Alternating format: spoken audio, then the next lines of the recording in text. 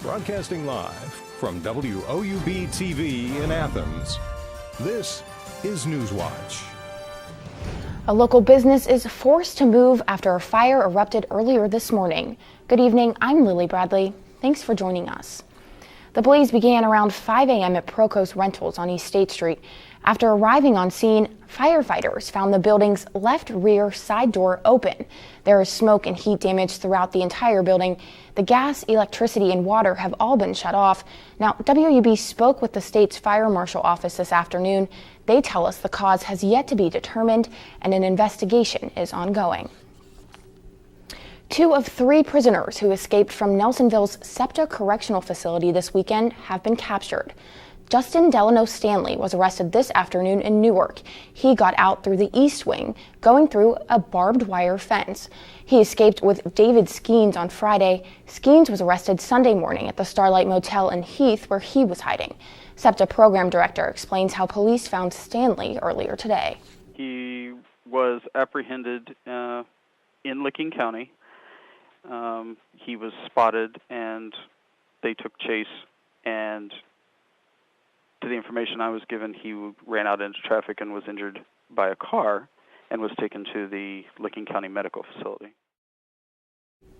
Weaver says Troy Brandon Tyler Bird, who escaped on Saturday, remains at large. Bird does not have a violent history. In another effort to slow down local drug use, the Athens County Health Department has started a needle exchange. The Athens Messenger reports the needle exchanges are being held in Gloucester every Wednesday. Users bring in 1 dirty needle and can have it exchanged for 1 clean needle. Now, in addition, the users are provided training with Narcan, a drug used to rescue overdosed individuals. After completing the training, users are given a $70 Narcan kit free of charge to use in an overdose situation. A federal agency that's provided millions in funding to Athens County is on President Trump's chopping block. The Athens Messenger is reporting that the Appalachian Regional Commission is among the many agencies Trump has proposed to eliminate. The ARC supports 32 Ohio counties, including Athens, where the commission has provided nearly $2 million in funding to the county over the last 5 years. Athens County commissioners work with the ARC to fund water and sewer projects, many of which can't be completed without ARC funds. Roughly $45.5 million. That's how much money it will take to build a new Athens high school. The Athens City School Board heard a presentation last Thursday to help determine whether to build a new school or to renovate the current structure. WUB's Alex Moore has the story. Athens High School is in need of a lot of important upgrades. The top priorities for the school are to fix the roof, the heating and cooling systems, and to upgrade the electrical systems. But the most surprising upgrade would be the walls themselves. Some people may be surprised to know that a lot of our academic areas, the walls are temporary walls, that when they were put in many, many years ago, they weren't intended to be permanent structures. Athens High Principal David Hanning says that the sound moves easily through the temporary walls, which can be a major distraction for other classes. The board must now decide whether to spend roughly $45.5 million to build a new school or $39 million and renovate the current building. The current building that's used for the high school was built in 1968. You can tell by the sign behind me that it might be time for some renovations. Some people think that renovations will work just fine, while others think that the school needs to start from scratch and build a new building. I'm of the opinion that it should just be rebuilt, just not functional as a high school. In class, you can hear other classes talking when you're trying to take a test and the class next door is watching a movie or something. You can hear it through the walls. It's just not a good environment for high school learning. At Thursday's presentation, architect advisor Dana Redding told the board the best option is to build a new school. He said that would eliminate compromises that would come with renovation. If a new school is built, he says there are no limits to what the school could look like.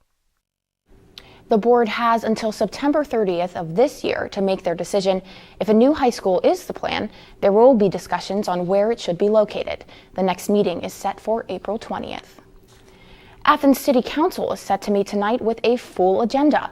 Up first, council members are moving forward with plans to donate $500 to help purchase a new machine for Ohio Health Oblanis Hospital. Council members will also vote on an ordinance allowing the Athens police officers to join the Sheriff's Office Special Response Unit. Now, finally, Council will work on drafting an ordinance to establish the Athens Sustainability Action Plan. WUB will have a full recap of the City Council meeting tomorrow at noon. Good evening and welcome to the Newswatch Weather Center. I'm Adriana Davies. And this past weekend in Athens was a relatively chilly one. On Saturday, we did see not a lot of sun, and that was kind of disappointing for our mom's weekend. But this week looks to be a little bit nicer. So right now in Athens, 64 degrees under mostly cloudy skies with winds from the south-southeast at 11 miles an hour. There is a 75% humidity, which that is going to lead to some rain that we will see later on tonight. Right now around the region, 67 down in Ironton and over in Ripley and Chillicothe as well, 65 up in Newark and over in Cambridge, and 70 in New Martinsville as our regional high. Our overnight lows for the area, 57 in Athens and in Marietta, with the chance of thunderstorms and rain showers throughout the night. As for our overnight hour by hour, 64 by 8 p.m., by midnight 58, and by 4 a.m.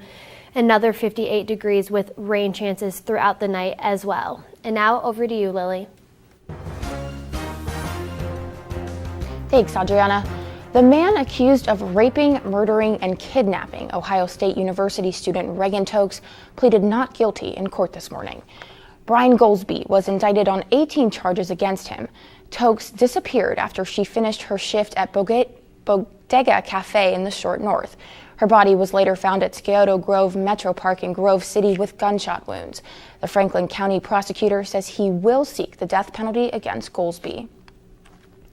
John Kasich will take the stage tomorrow for his annual State of the State address.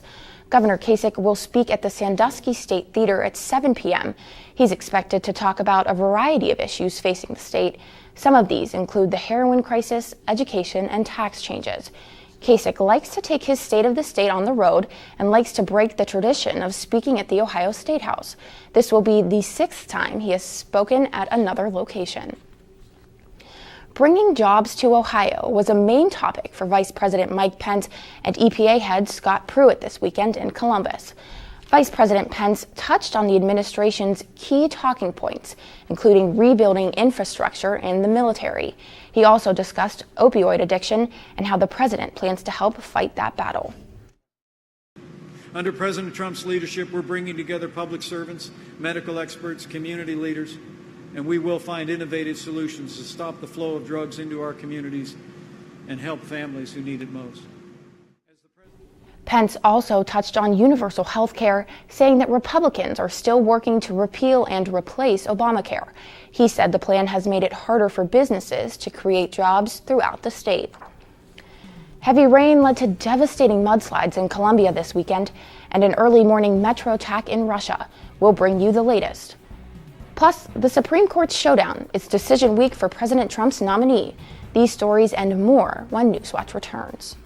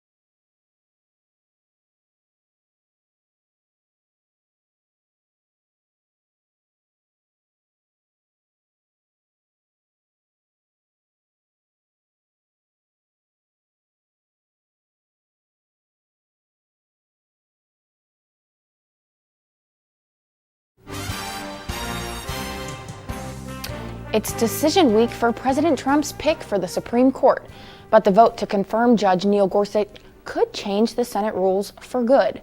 As lawmakers wrestle with that, the president turns his focus overseas.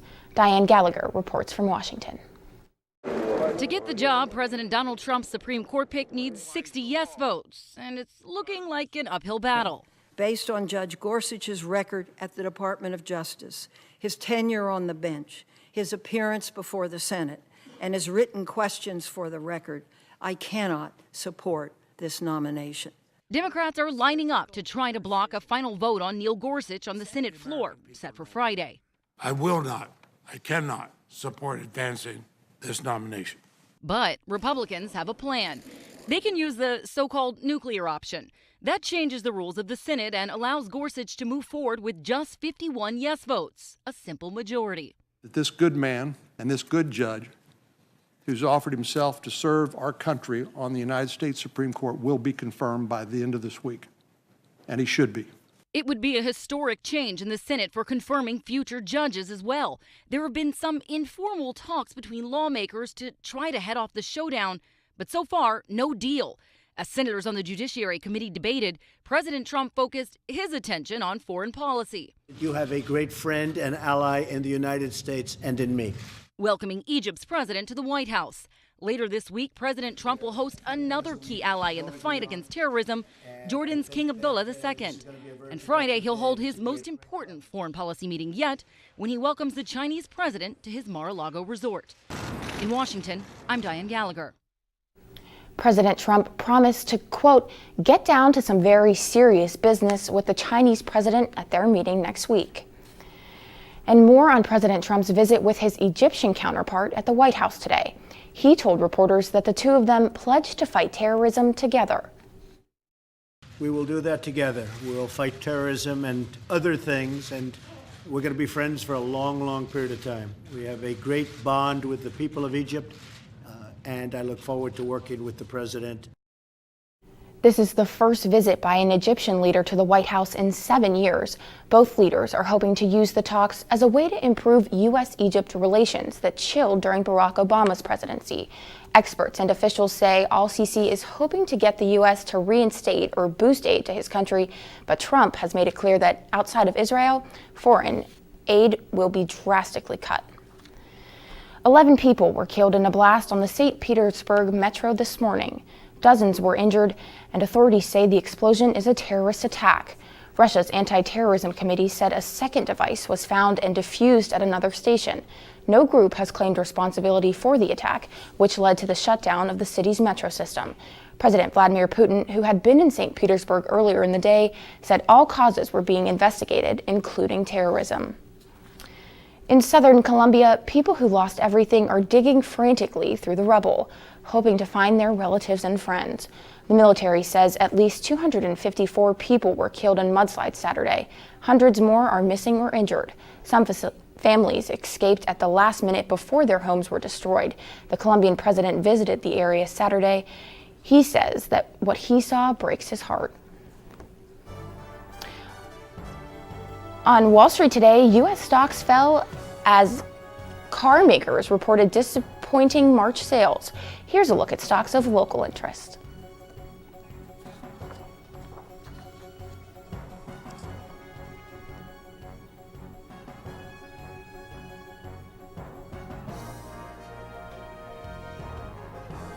After the break, we'll tell you about OU's Air Force Cadets Mobility Weekend. That story's still ahead. And cooler temperatures are on the way, and with that, we might see our next chance for snow. We'll talk about that and more up next on Newswatch.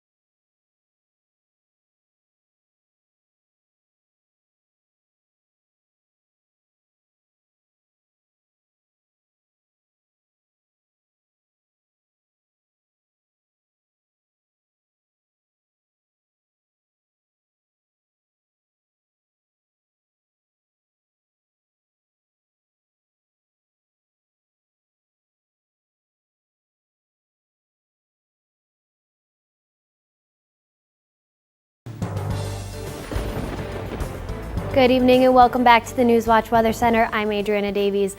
Right now in Athens, 64 degrees under mostly cloudy skies with winds from the south-southeast at 11 miles an hour. Now keep in mind the humidity is at 75 and that is relatively high. That is due to the rain that we did see a little bit earlier today and we'll see a little bit later tonight. As for right now around the region, 70 degrees up in New Martinsville, 65 over in Cambridge, and 60 over in Columbus as well. Our almanac for today, we were sitting a little bit above average, 67 as our high, whereas 56 was the normal for this time of the year, but our low was way above average, 33 as the normal, and I'm happy that we were at 57 and not 33 today. As for tonight in Athens, 56 degrees, there is a 90% chance of thunderstorms, so if you are out and about, grab that umbrella, that raincoat, make sure you're ready for those storms. South winds at 10 to 15 miles an hour, so it is going to be slightly windy tonight as well on top of that stormy weather, so I would suggest just staying inside if you can. Our overnight lows for the area, 54 down in Ironton, 57 up in Cambridge, and 57 in Athens as well. As for our precipcast for tonight, we will see that rain start to move through with that low pressure system with bringing the warm front with it. But into tomorrow, we will see another cold front move through, bringing more of that precipitation with that cold front, and then we will see the rain start to move out of the area, but there will be still a significant chance for rain into tomorrow night as well. As looking at the precipcast through tomorrow, this is the total rainfall that we will see until 1 a.m. tonight.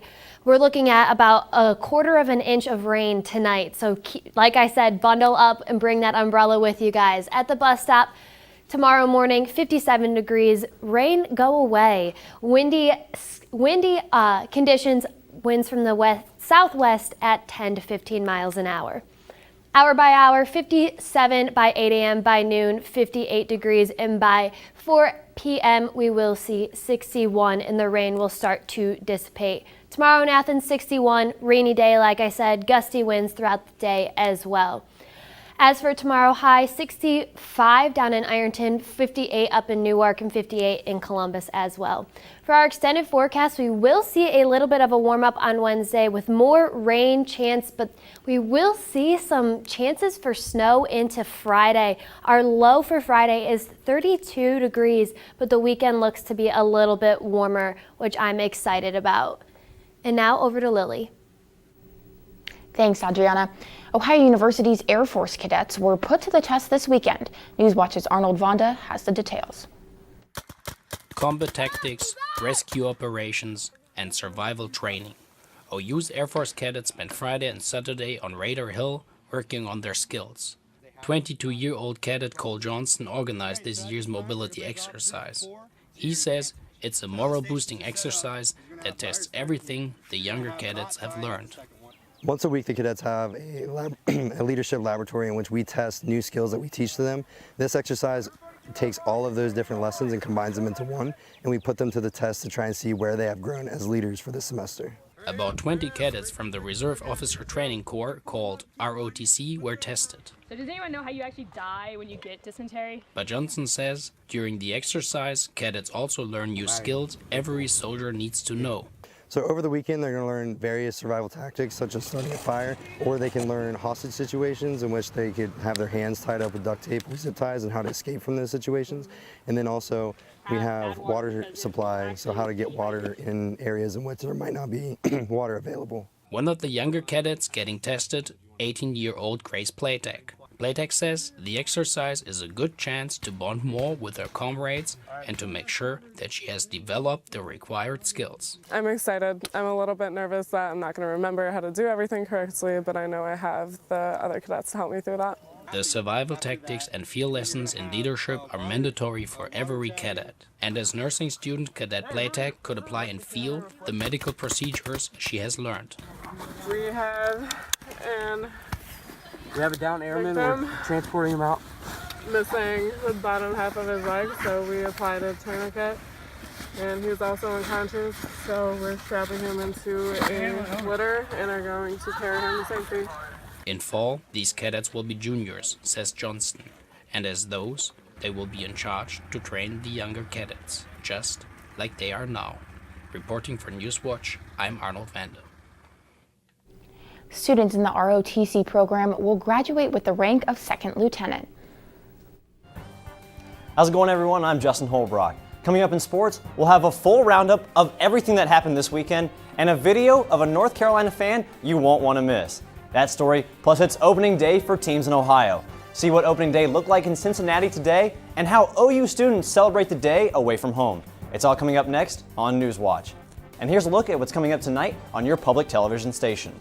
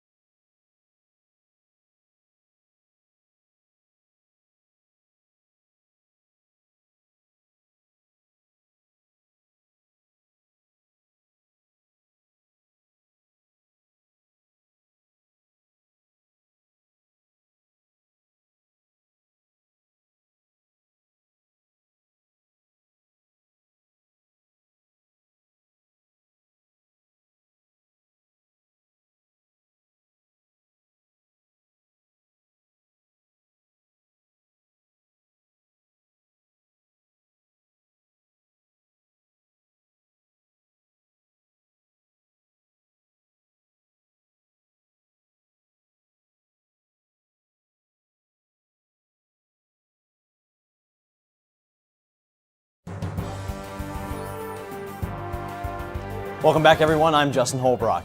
Baseball is back in Ohio. Opening day for the Reds got underway a few hours ago, while the Indians game starts in just a few minutes. Not many students are able to make it to Cincy for opening day, so I hit the streets to see how people at OU celebrate this baseball holiday. One of my first memories is just walking into Old Riverfront Stadium. You know, it's just Christmas all over, you know, and we're not supposed to be good this year, but I'm cautiously optimistic about the offense at least. It's like a holiday. It's like the 4th of July there. Like, everybody surrounds and goes to the game. Everybody's out for the parade. It brings the community together. Mark should know too, because he's been to 7 opening day games.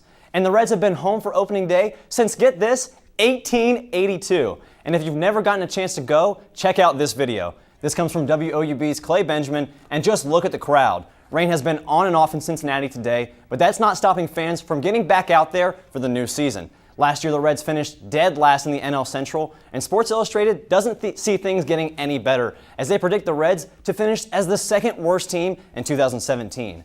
Right now, the Reds are losing 4-1 in the bottom of the 8th, but the real competition has been decided by you, the fans, already. Yesterday, I sent out this Twitter poll to see whether the Philly Fanatic or Gapper from the Reds was the best mascot, and the winner is neither. Getting nearly 50% of the vote was that both are terrifying, and I can't say that I'm surprised by that.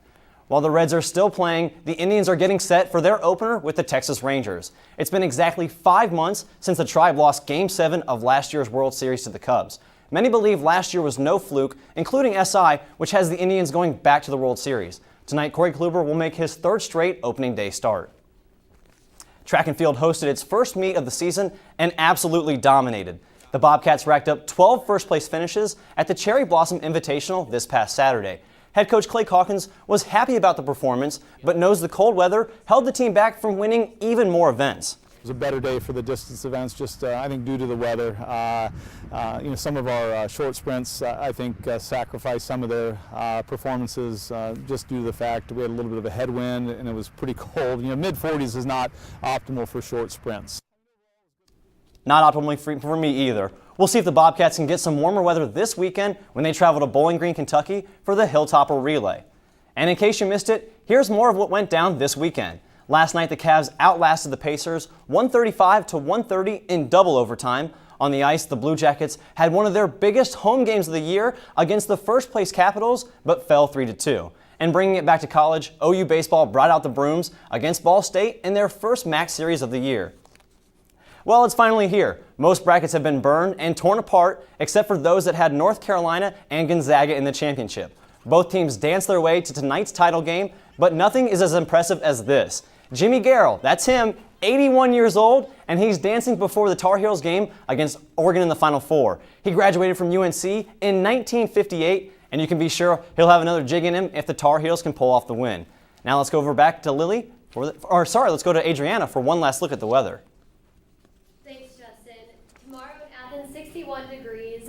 It's a rainy day for our Athens weather as well. Gusty winds. As for our extended forecast, we will see a little bit of a warm-up into Wednesday.